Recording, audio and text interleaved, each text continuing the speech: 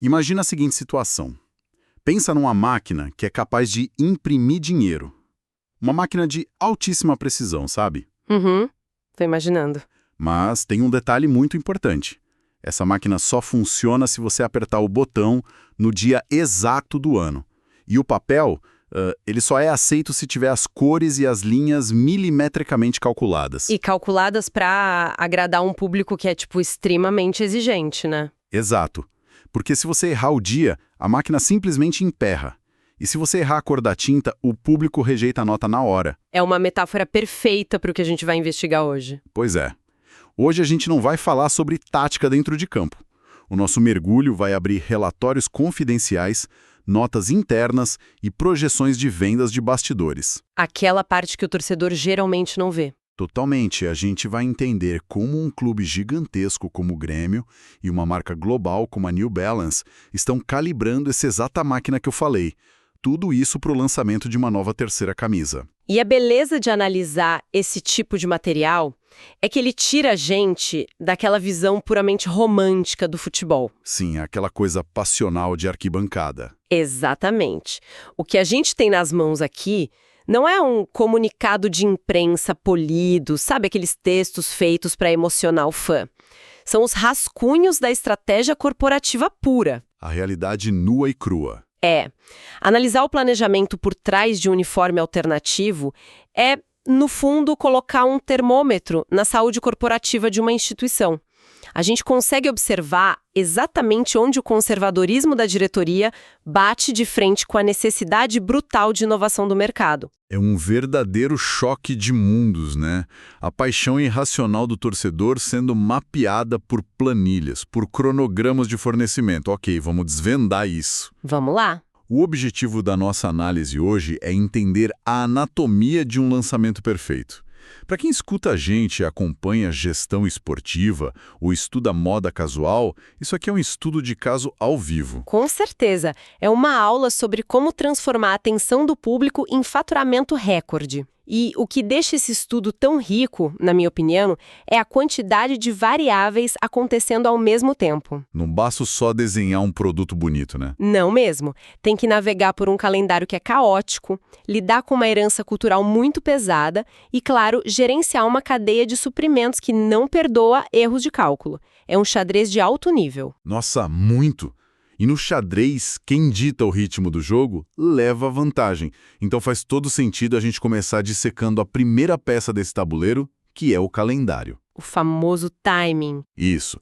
Porque, de verdade, ter o melhor produto do mundo não serve pra nada se ele chegar nas prateleiras no momento em que ninguém tá olhando pra ele. Fica às moscas. Fica. E as notas que a gente está analisando são muito categóricas sobre o quando isso vai acontecer. O lançamento dessa nova terceira camisa do Grêmio está estrategicamente posicionado para o início de agosto. Numa janela muito específica. Exato. Logo depois do encerramento da Copa do Mundo. Eles ainda estão ajustando os dias exatos, mas a diretriz ali é muito clara. É preciso esperar o torneio acabar. E, olha, essa diretriz revela uma leitura de mercado super sofisticada por parte deles.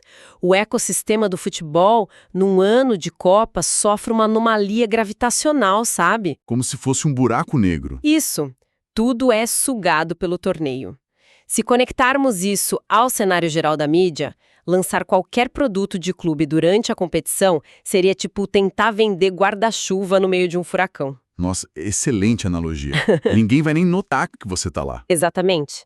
A marca simplesmente seria engolida. Para visualizar melhor essa mecânica, eu penso muito no comportamento moderno de quem consome entretenimento. A Copa do Mundo é tipo aquela série de televisão monumental, sabe? Aquela que todo mundo comenta no trabalho. Isso. Uma série com dezenas de episódios que o mundo inteiro decide maratonar ao mesmo tempo. Durante semanas, as pessoas só falam dos mesmos personagens, dos mesmos dramas. Ninguém tem espaço mental para começar a assistir outra coisa no meio disso. Nem tempo. Mas aí quando o último episódio vai ao ar e a tela fica preta, cria um vazio imediato. O espectador fica órfão. Dá aquela sensação de agora o que eu faço. Pois é, e lançar esse uniforme no início de agosto é como estrear o spin-off mais aguardado do ano, exatamente na semana em que a maratona original termina. Eles querem pegar carona nisso. Eles querem capturar toda aquela energia residual de um público que ainda está com o controle remoto na mão, um público que está sedento por mais daquele universo. E a mecânica dessa captura de atenção opera exatamente por transferência, porque durante a Copa o futebol extrapola a própria base de fãs, né? O nível de saturação é tão alto que pessoas que não acompanham o esporte começam a consumir futebol todo dia. A pessoa vira especialista do nada. Exatamente. Então, ao mirar na porta de saída desse evento colossal, o clube e a marca não estão tentando construir demanda do zero. Eles estão herdando uma demanda gigantesca. Perfeita no papel. Mas será que não tem um ponto cego perigoso que os estrategistas ignoraram? Você diz em relação ao cansaço. A exaustão humana. Porque um mês inteiro de jogos diários, debates intermináveis, aquela tensão toda, existe a possibilidade real de uma ressaca profunda pós-Copa. A audiência pode estar saturada. Saturada da estética de futebol. E pior, o bolso do consumidor pode estar vazio depois de semanas gastando com churrasco e festa. No início de agosto, esse torcedor tem fôlego financeiro para comprar uma camisa cara? Olha, esse é sem dúvida o cenário de pesadelo que deve habitar as reuniões deles antes de bater o martelo nessa data. A fadiga do consumidor é muito real. E como eles justificam esse risco, então? O que mitiga esse risco e o que os dados internos costumam mostrar para a gente é que o remédio para a fadiga global é justamente o pertencimento local. O retorno às raízes. Isso. A Copa é um evento macro. Ele acaba sendo meio impessoal, atrelado a um patriotismo que, às vezes, é passageiro, mas a relação do torcedor com o clube de coração é outra coisa. Opera numa frequência diferente. Totalmente diferente. É identitária, tribal, contínua. Na prática, a superexposição ao futebol internacional serve como um funil. O torcedor assiste ao espetáculo global, mas no fim sente uma nostalgia de voltar para a sua comunidade. Ele quer voltar para o próprio estádio. Isso, voltar para as próprias cores. É literalmente o retorno ao lar. É uma visão interessante. O evento global desperta a fome de futebol, mas é o clube local que serve aquele prato principal que o torcedor já gosta de comer. E o Grêmio está esperando na porta de casa com um cardápio renovado. Preparadíssimo ali em agosto. Mas isso levanta um problema crucial na minha cabeça. Atrair a atenção do público não garante a venda, se o produto não for bom. Nem um pouco. Se a galera está querendo consumir a cultura do esporte, o que exatamente eles estão colocando na mesa para encantar esse fã?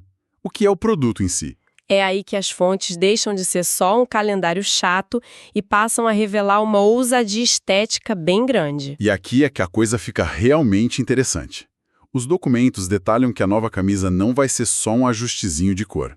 Longe disso. Ela traz um design inovador. Ela herda uma linguagem visual que a New Balance já tinha introduzido de forma meio sorrateira no segundo uniforme. E sabe o que é? As faixas assimétricas azuis. Exato. A presença de faixas assimétricas azuis, para quem entende a liturgia do futebol, falar a palavra assimétrica num clube centenário soa quase como um crime. É uma heresia visual para muita gente. Com certeza. A gente está falando de instituições onde os estatutos definem literalmente a espessura de cada listra. Tentar quebrar esse paradigma é andar num campo minado. Onde os mais conservadores podem se virar contra a marca num piscar de olhos. O fascinante aqui é entender a engenharia de portfólio que permite que isso aconteça. Como eles organizam essas peças? Pensa que a camisa titular, o primeiro uniforme, carrega o peso de toda a história. Ela é a constituição visual do clube. Qualquer alteração ali sofre resistência imediata. É fundamentada na simetria militar de antigamente. Exatamente. A origem dos uniformes é super rígida. Mas a evolução do mercado transformou o terceiro uniforme, e às vezes o segundo, num ambiente mais livre dessas amarras. É o que a gente chama de laboratório de inovação estética. É aquele espaço onde a diretoria fecha os olhos e diz: faz o que você quiser desde que dê lucro. Literalmente isso. E o que muita gente não percebe é que essa concessão não nasce só porque eles querem ser criativos. Nasce de uma urgência de sobrevivência. Tem que vender, né? Tem. Quando as notas falam de faixas assimétricas, elas sinalizam o fim da era em que a camisa servia só para identificar jogador no campo. Ou para o fã ir para o estádio. Isso. A assimetria é uma linguagem contemporânea, agressiva, urbana. Introduzir isso é um cálculo para alterar a própria natureza do produto. Isso me leva a tentar decifrar quem é o verdadeiro alvo dessa camisa. Quando um designer sugere quebrar a simetria clássica, o que ele está tramando por trás da cortina? Quais são as suas teorias? Eu tenho duas hipóteses. A primeira é que seja um teste de elasticidade da torcida. A marca testando o quão fiel a base conservadora é, para ver se eles compram qualquer coisa com escudo. E a segunda? A segunda, que me parece muito mais lógica, é que eles estão ativamente pescando em águas novas. O alvo não é o sócio que vai em todos os jogos. O alvo é o público de streetwear. O pessoal da moda. É aquela pessoa que talvez nem veja os jogos sempre, mas olha para a camisa assimétrica e pensa, nossa, peça incrível para usar num festival de música, sabe? A mecânica real do mercado aponta quase 100% para essa sua segunda hipótese. A primeira acaba sendo só uma consequência. Então é streetwear mesmo. O grande dilema da indústria esportiva hoje é a limitação de ocasião de uso. Uma camisa tradicional, com aquela modelagem mais clássica, fica restrita ao dia do jogo. Se o time joga 70 vezes no ano, você só tem 70 motivos para usar a camisa. Exato. Agora, quando você injeta elementos da cultura urbana, tipo cortes diferentes e assimetria, essa ocasião de uso se multiplica ao infinito. A camisa vira lifestyle. Ela passa a competir por espaço no guarda-roupa com as marcas normais do dia a dia. E a escala disso é monumental. Pensa que o estádio tem lá seus 60 mil lugares, mas o mercado de moda global tem bilhões de consumidores. A assimetria é o passaporte que tira a camisa do estádio e joga ela na calçada. Perfeito. E o detalhe brilhante dessa estratégia é o processo de transição. As notas mostram que eles usaram essa linguagem antes no segundo uniforme. Eles não jogaram a inovação toda de uma vez. Não. Isso é tática de mitigação de choque. A marca apresentou o conceito de forma contida na segunda camisa, deixou a galera digerir e agora vai com tudo na terceira peça. É uma educação estética gradual. Muito engenhoso. Mas isso nos conduz para o ponto de convergência de toda essa operação. A hora da verdade. Teorizar sobre a psicologia da Copa e a filosofia do streetwear é ótimo para o lado criativo, mas no fim das contas a sobrevivência desses executivos depende da conversão em receita. Se não vender, cai todo mundo. Exatamente. O design arrojado não significa nada se a conta não fechar. Então, o que tudo isso significa quando a gente pega a lupa e olha para a realidade financeira que está nos documentos? Essa realidade, pelo que a gente consegue filtrar do linguajar deles, é a parte mais reveladora sobre quem tem o poder nessa relação hoje. Sim. E vamos ser transparentes aqui com quem está ouvindo a gente. As fontes não dão o luxo de ler aquelas planilhas de faturamento com cifras milionárias super detalhadas. Os números brutos não estão lá. Não estão.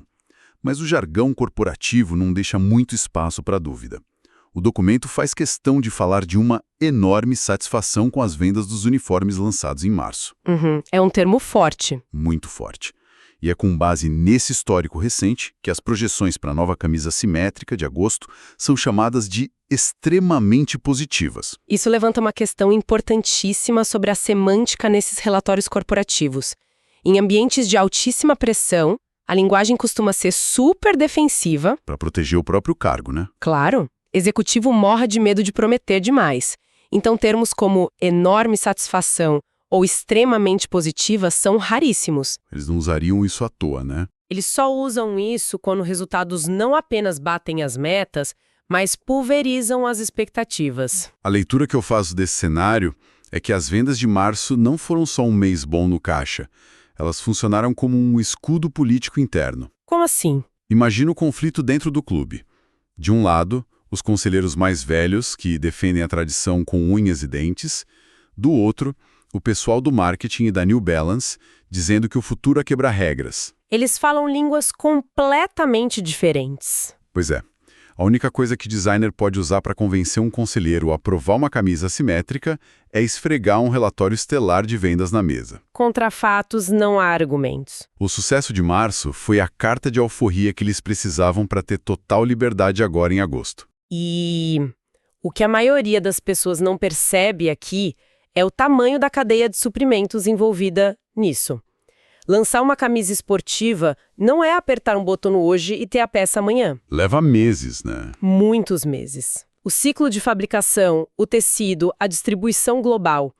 Para uma marca mandar produzir centenas de milhares de camisas quebrando a tradição, o nível de certeza tem que ser absurdo. O risco de encalhar o estoque deve ser o maior pesadelo deles. Um pesadelo que custa o emprego de muita gente. Então, os dados de março basicamente zeraram o medo na empresa. Eles testaram a água antes. A torcida respondeu abrindo a carteira. O mercado gritou que estava pronto para o novo. A mecânica de aprovação de risco opera de forma muito empírica. Se março tivesse sido meio morno, a chance da camisa de agosto sofrer cortes nos designs seria enorme. Eles engavetariam a simetria na primeira flutuação ruim. Sem pensar duas vezes. Mas essa enorme satisfação funcionou como uma vacina. Eles sabem que não estão pisando no escuro. A agressividade para o lançamento pós-Copa é sustentada por dados reais. É impressionante ver como as peças se encaixam. O que a gente começou descrevendo como um simples pedaço de tecido revelou ser aquela máquina de imprimir dinheiro que eu falei no início. E muito bem sintonizada. Para amarrar tudo que a gente desvendou hoje, eu visualizo 3 grandes engrenagens operando juntas. Primeiro, o domínio do tempo, né? Fugindo do choque com a Copa e pegando vazio do início de agosto. A herança de audiência. Isso. Segundo, a ruptura do espaço estético. Usar a simetria para tirar a camisa do estádio e jogar no universo do streetwear. Expandindo as ocasiões de uso. E terceiro, o combustível que faz a máquina girar. A blindagem financeira que veio lá de março. O sucesso que deu a liberdade criativa para eles apostarem alto. Olha, é o ápice do marketing moderno aplicado. Fica inegável que sobreviver hoje em licenciamento não é só gerenciar glória passada. É saber empacotar a tradição na linguagem atual. Porque quem não entende essa transição acaba com o estoque cheio na segunda-feira. Fica com produtos que ninguém quer usar fora do jogo. Com certeza. Essa engenharia prova que não existe acaso quando se fala de cifras milionárias. E tudo isso me leva a uma provocação que eu quero deixar para nossa audiência hoje. Manda. A gente viu a liberdade imensa que essas terceiras camisas têm hoje. Essa coragem de flertar com a moda urbana e virar laboratório de lucro. Será que a gente está caminhando para um futuro drástico? Um cenário onde os uniformes alternativos assumem um protagonismo total? De passar a titular em vendas, você diz. Sim, é possível imaginar o dia em que o design de lifestyle vai superar em relevância e em vendas até mesmo as camisas sagradas de tradicionais. Fica essa reflexão para a próxima vez que vocês virem um time entrando em campo com um visual totalmente fora do padrão. Enquanto a gente procura as listras simétricas, as marcas já estão olhando para os festivais e para as ruas. Exatamente, enxergando um futuro bem diferente. Bom, nós vamos continuar de hoje nesses relatórios. Um grande abraço para quem acompanhou o nosso papo até aqui e até a nossa próxima exploração.